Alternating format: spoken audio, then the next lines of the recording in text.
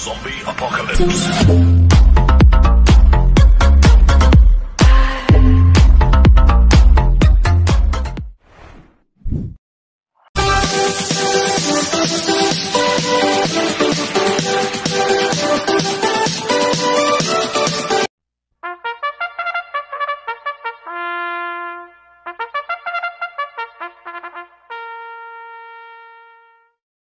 Gandang araw po mga bayang karerista.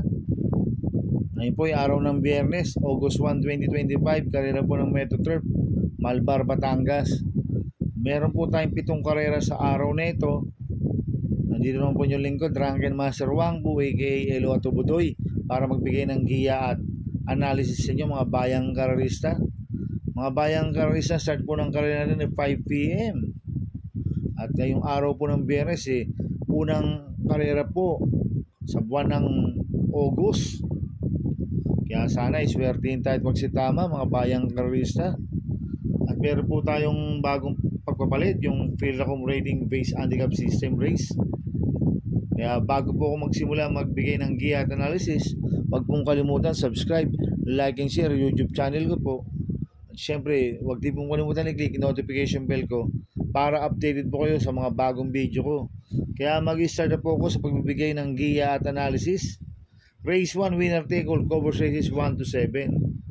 May 8 kabayong tatakbo, 3-year-old and above maiden race racers sa distance 1,400 meters. First choice ko po dito, numero 5, Tula. Nagagabayan po JB Guerra. Ito, last run po nito noong July 20. Segundo po siya kay Nefer Ure. Nagtala siya ng 1.26.8 sa 1,400 meters. Mabilis na kabayo po ito si Tula. Kaya sa akin, malaki po panalo sa akin ito. Kaya siya po first choice ko. Second choice ko po, number 3, Zoom. Nagagabayan po ni Conrad Denson. Ito, nag-barrel trial po siya nung July 20. Nagtala po siya ng 1.27.6 sa 1,400 meters. Isang importer din po ito, si Zoom. Kaya malaki rin po panalo sa akin ito, kaya po second choice ko. Kaya ang first choice ko po, number 5, Tula. Second choice, number 3, Zoom. Sa race 2 po tayo, fix is cover race 2 to 7. May 8 kabayong tatakbo, rating base system class 5, 17 to 41 split, distance 1,200 meters. First choice ko po dito, number 5, Petron. Nagagabayan po ni Apoy Asuncion. Last run po na ito noong July 20. Tercero siya kila Megan Maxine. Nagtala ng 1.27.2 sa 1,400 meters. Pero meron 1.14.2 po yan sa 1,200 meters si Petron. Kaya malaki po panalo sa akin ito. Kaya siya po first choice ko. Second choice ko po, numero 7, Galloping Ghost. Nagagabayan po ni Patty Dilema. Itong si Galloping Ghost, tingin ko siya po magdadala ng unahan dito. Angkop ang distansya sa kanya, 1,200 meters. Pag napabayaan sa harapan to, pwede makatapos rin po ng karera. At meron pong 1.15 sa 1,200 meters to, si Galloping Ghost. Kaya malaki rin po panalo sa akin ito. Kaya siya po second choice ko. Kaya ang first choice po, numero 5, Petron. Second choice, numero 7, Galloping Ghost. Sa race 3 po tayo, pick 5, cover race 3 to 7. May siyam na kabayong tatakbo, 3-year-old and above maiden race non-placers sa distance 1,400 meters. So solohin ko na po ito, numero 5, Sir Aladdin, yung nag-iisang imported. Nagagabayan po JB Guerra. Siya po yung mayroong best time dito na 1.28.6 sa 1,400 meters. Kaya sosolohin ko na po yan, numero 5, Sir Aladdin. Sa race 4 po tayo, pick 4, cover race 4 to 7. May 8 kabayong tatakbo, rating basis in class 5, 17 to 41 split, distance 1,200 meters. First choice ko po dito, numero 2, Best Shot. Nagagabayan po JB Bakaykay. Ito, mayroong best time na 1.16.4 po ito sa 1,200 meters. At JB Bakaykay po sasakay. Kaya malaki po panalo sa akin ito. Kaya siya po first choice ko. Second choice ko po, numero 1, Medvase. Nagagabayan po GL Shego Jr. Last run po nito, July 20. Segundo kay Metal Strength. Nagtala po siya ng 1.28 sa 1,400 meters. Cambio Hinete, binigay na po kay GL Ciego Jr. Lasan RM Garcia po sumakay dito. Kaya malaki rin po panalo sa akin ito. Kaya siya po second choice ko. Kaya ang first choice ko numero 2, Best Shot. Second choice numero 1, Medvase. Sa race 5 po tayo. May 8 kabayan tatakbo. Rating basis in class 4, 42 to 56 fleet. Distance 1,200 meters. First choice ko po dito, numero 7, main event. Nagagabayan po JT Sarate. Nanalo po last run yan nung July 20. Impresibo po panalo niyan. Malayong nanalo. Nagtala po siya ng 1.24 sa 1,400 meters. Banderan tapos po nanalo to si main event. Kaya malaki po panalo sa akin ito. Kaya siya po first choice ko. Second choice ko po, numero 3, Sabawani. Nagagabayan po ni Pabs Caballeo. Ito, last run po nito nung July 11. Pang-apat po siya kay Charles Jacasel. Nagtala ng 1.13 sa 1,200 meters. Cambio Hinete ngayon, binigay kay Pabs Caballeo. Last run, GL Ciego po sumakay dito. Kaya sa akin, malaki rin po panalo sa akin ito. Kaya siya po second choice ko. Kaya ang first choice ko, numero 7, main event. Second choice, numero 3, Sabawani. Sa race 6 po tayo sa penultimate race. May 8 kabayan tatakbo. Rating basis in class 4, 42 to 56 split. Distance 1,200 meters. First choice ko po dito, numero 7, Mang Nano. Nagagabayan po JV Bakaykay. Last run po nito, July 20. Pang-anim siya kada main event. Nagtala ng 1.26 pages sa 1,400 meters.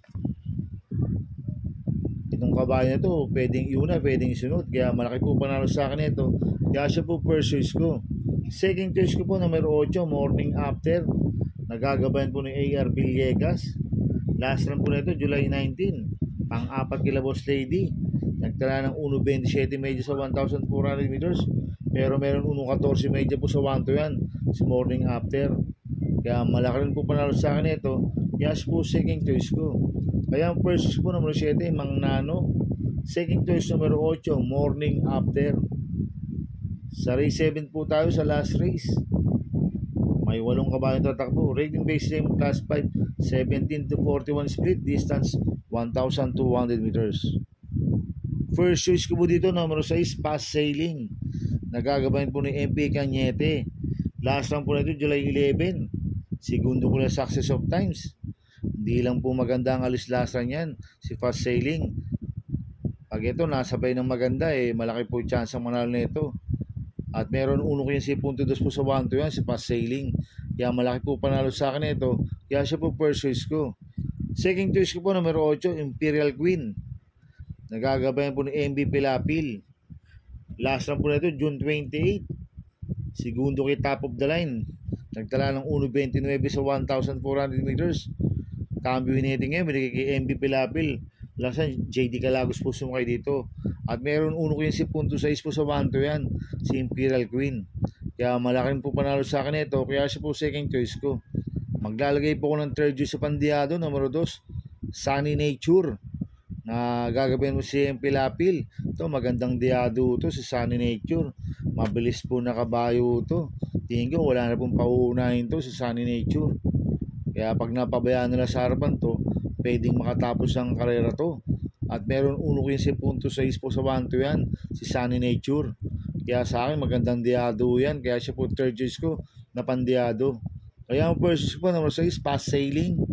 Second choice, number 8, Imperial Queen. Third choice pandiado, number 2, Sunny Nature. Good luck and happy racing mga bayang karalista. Inuulit ko, ito gabay ko lang at analysis ko. Pero pagdating sa tayan, kayo pa din masusunod. Sana iswertihin tayo at magsitama. Kaya good luck po sa ating lahat mga bayang karalista. Mga bayang karalista, shoutout muna ako. Happy racing po sa mga boss ko.